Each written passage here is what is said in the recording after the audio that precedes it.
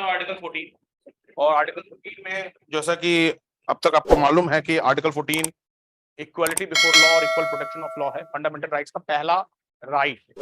Fundamental rights आपको article 12 से शुरू है, बट पहला जो राइट है फंडामेंटल राइट आर्टिकल 14 समता का अधिकार। ओके, मतलब कानून भेदभाव नहीं करेगा। तो एक तो आर्टिकल 14 दो कानून का मिक्सअप है। इसके अंदर दो कानून है, इक्वालिटी बिफोर लॉ, कानून की निगाह में सब बराबर होंगे, और इक्वल प्रोटेक्शन ऑफ लॉ।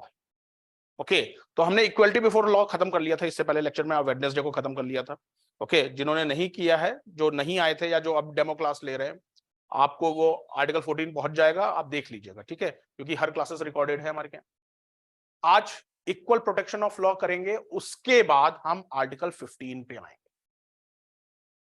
मैंने आपको कल उस दिन बताया था कि आर्टिकल 14 से ही रिजर्वेशन का कॉन्सेप्ट आया है। आर्टिकल 14 से ही रिजर्वेशन का कॉन्सेप्ट आया है। ये इक्वालिटी है सबको, ये ओके, एक जैसा बॉक्स, एक जैसा बॉक्स, एक जैसा बॉक्स, एक जैसा, ये इक्वालिटी। और ये इक्वल प्रोटेक्शन ऑफ लॉ है। ओके, जो कमजोर है उसको ज्यादा सहारा देना है, जो शोषित है, जो एक्सप्लॉइटेड है, जो समाज में दबा कुचला है, जिसको आगे बढ़ने नहीं दिया गया था। आप कैसे भी सोच रखते हो, जब हिस्ट्री पढ़ोगे तो जान जाओगे और मानोगे भी। जब खुले दिमाग से हिस्ट्री पढ़ोगे तो मालूम चल जाएगा कि किस तरीके से क्या शोषण हुआ था। ओके, आज शहर में रहते हैं हम सबके ऊपर, शहर का चश्मा चढ़ा हुआ है। हम कहते कहाँ, कौन कौन कह रहा है, कहाँ इंडिया इज डेवलप। हाँ, yes, hello, any question online. तो जब जो समाज के दबे कुचले हैं, उसमें सबसे पहले प्रोटेक्शन का अधिकार आर्टिकल 14 में जो रिजर्वेशन का है वो बेस कॉन्सेप्ट है। मतलब रिजर्वेशन का आधार आर्टिकल 14 से शुरू हुआ है, और आगे चल करके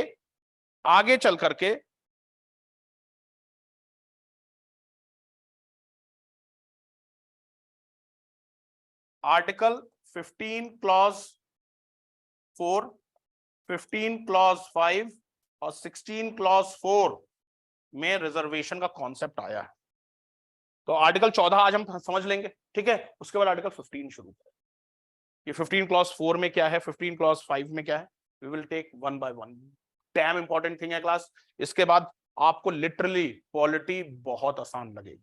जैसे आप लोग में से कुछ लोग मेरे पुराने इकोनॉमी के स्टूडेंट हो, जिन्होंने मेरे से पुराने जो स्टूडेंट इकोनॉमी, अब आप इकोनॉमी के कोई सी कॉन्सेप्ट समझ सकते हो। आपको यहाँ डिटेल से, इतनी डिटेल से आपको पढ़ाई गई है इकोनॉमी, ठीक है। तो हेडिंग डालिए class, article 14 equal protection of law. Article 14 equal protection of law.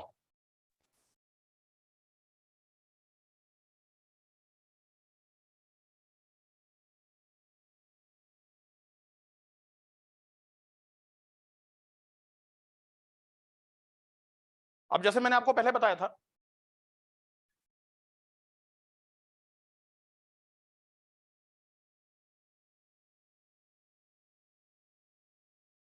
Article 14 ये कहता है, ठीक है। आर्टिकल 14 का मैंने आपको बताया कि भाई आर्टिकल 14 दो कानून के मिलके बना है, इक्वालिटी बिफोर लॉ, और दूसरा कानून बना है equal protection of laws. The state shall not deny to any person equality before law और equal protection of laws. Okay, तो जिसमें हम ये फिनिश कर चुके हैं, ये हमने लिया है आपके यूके से, और ये हमने लिया है आपके यूएसए से। ओके, तो आज हम ये पहले खत्म करेंगे, फिर हम आर्टिकल 15 पे आएंगे। ओके, लिखे class, equal protection of law. The equal protection of law concept originated in USA. The equal protection of law concept originated in USA. It is regarded as positive concept. It is regarded as positive concept.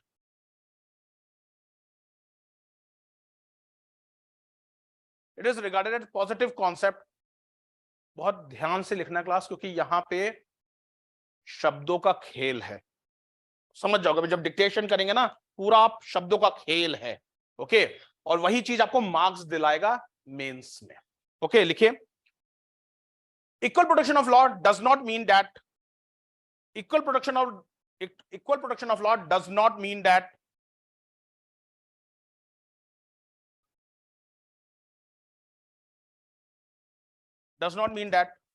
the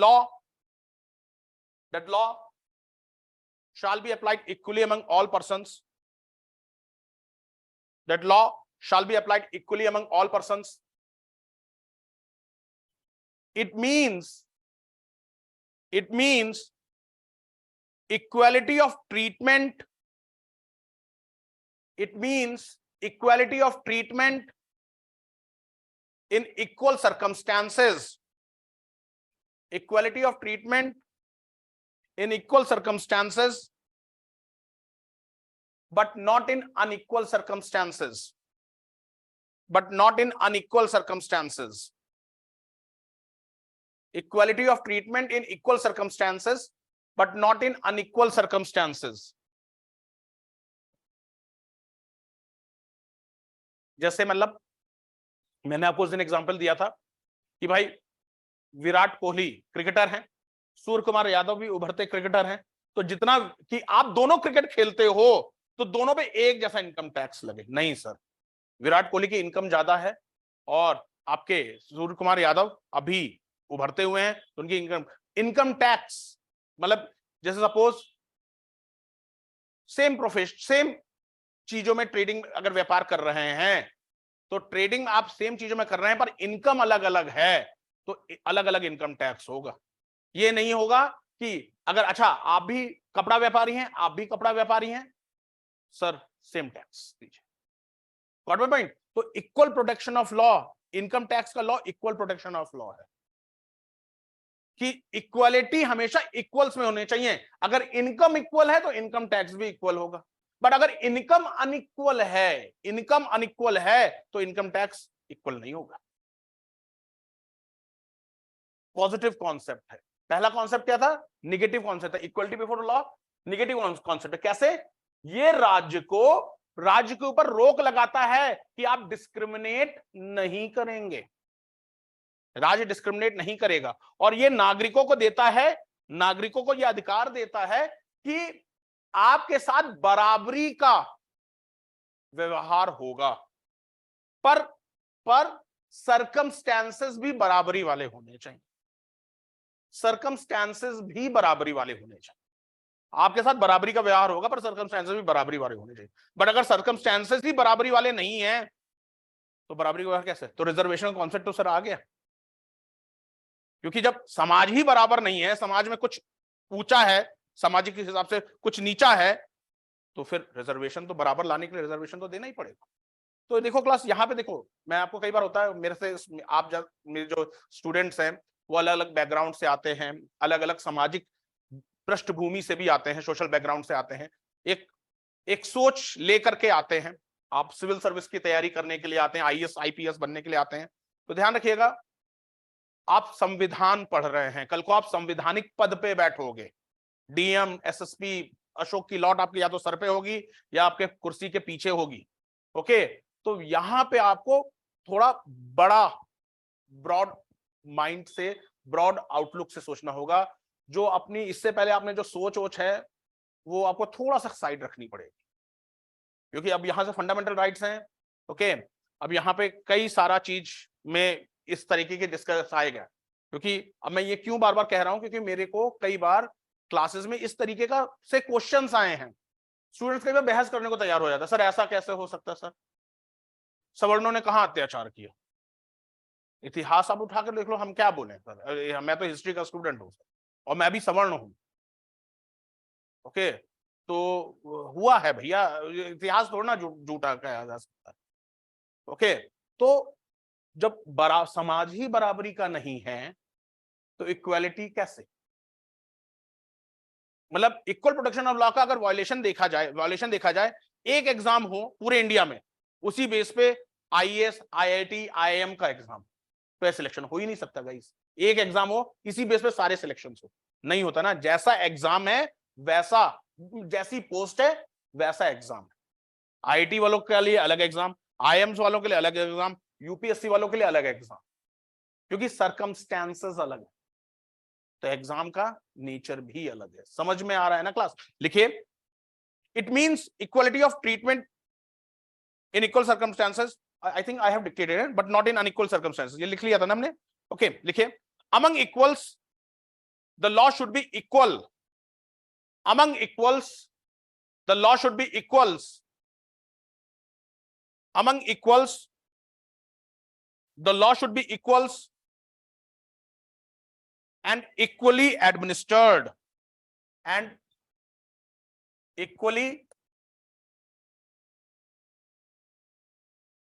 administered, बराबर से लागू होगा, equally administered. So stop. In other words, the like should be treated alike. In other words, the like should be treated alike. So stop. People who are placed in similar circumstances, people who are placed in similar circumstances must be treated similarly, must be treated similarly. Full stop. It guarantees that equality of treatment in equal circumstances, it guarantees the equality of treatment in equal circumstances and prohibits equality of treatment in equal circumstances and prohibits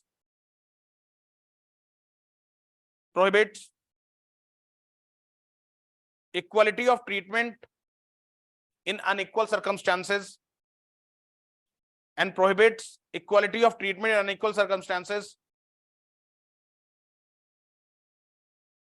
It is, full stop, it is based on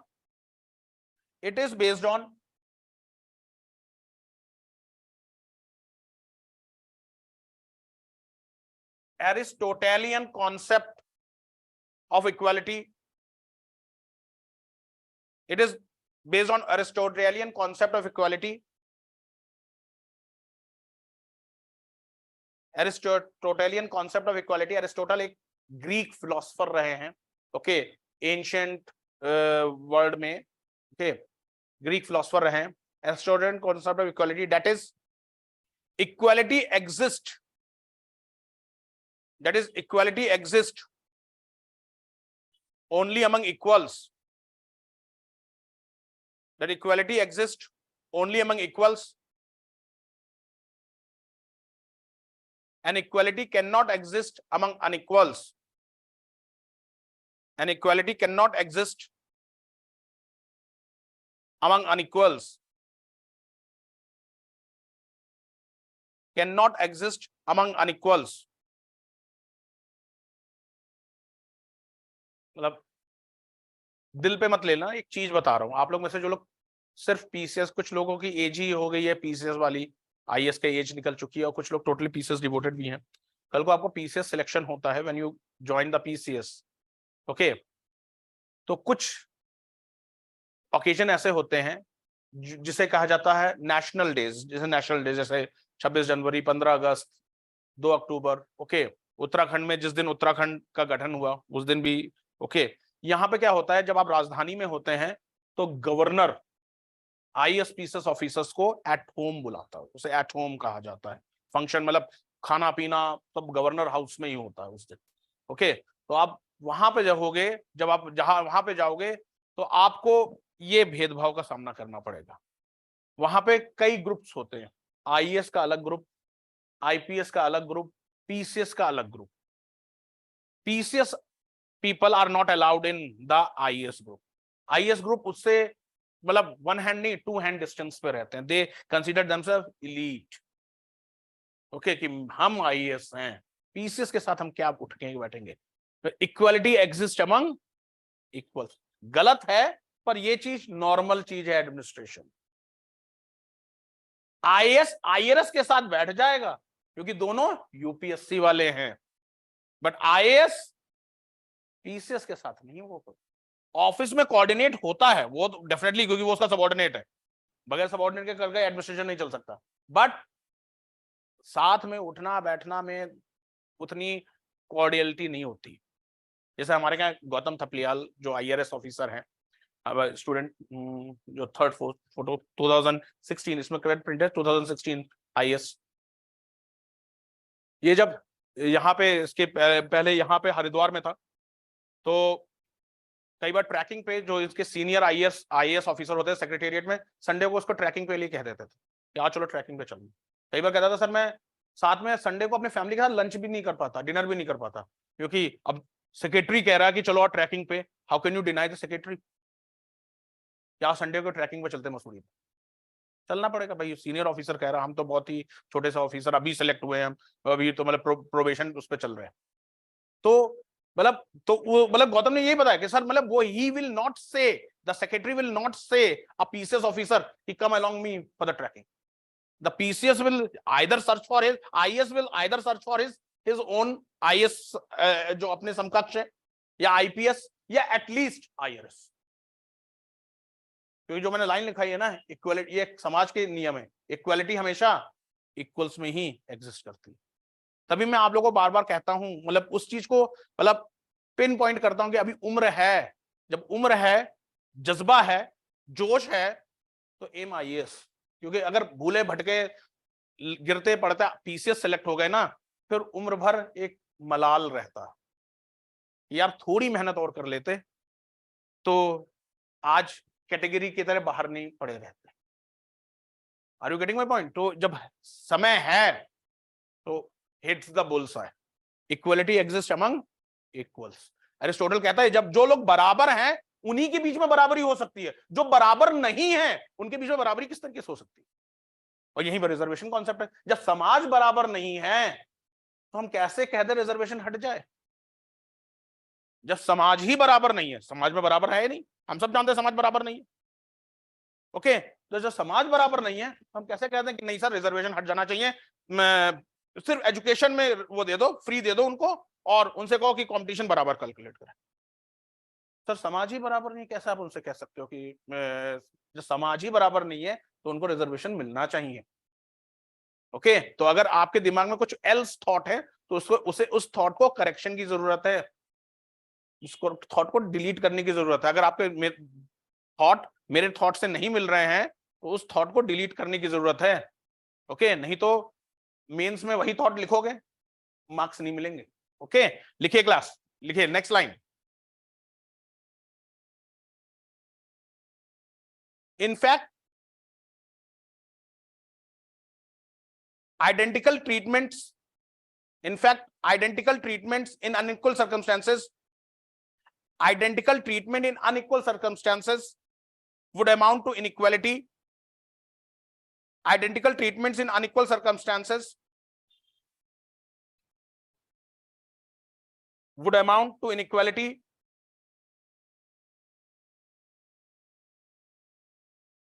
Would amount to inequality to people who are placed in disadvantageous position, who are placed in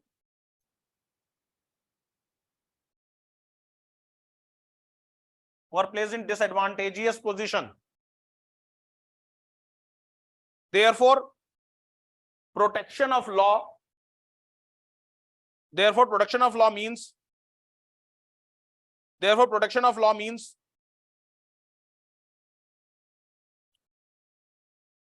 while making laws,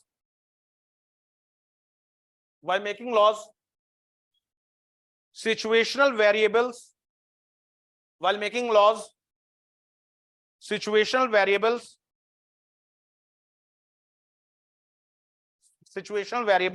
applicable among the people,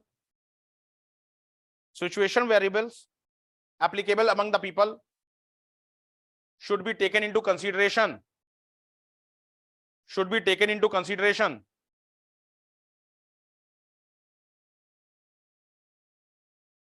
This principle give rise to, this principle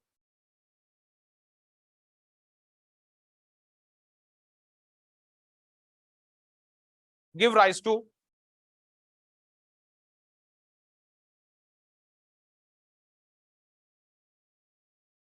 protective discrimination. This principle give rise to protective discrimination.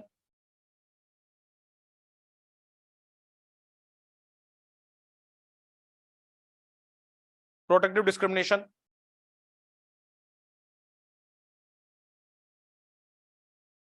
Which is reflected in the policy of reservation. Which is reflected in the policy of reservation.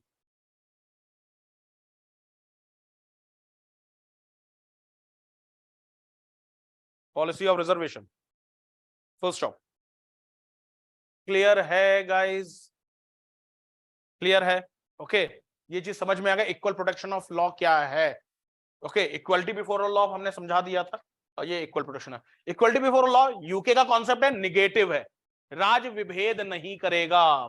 Okay पर राज people के बीच में बराबरी का न्याय करेगा, पर बशर्ते circumstances एक जैसे. अगर सर्कमस्टेंसेस एक जैसे नहीं है तो बराबरी का न्याय एक्सपेक्ट भी मत करिए.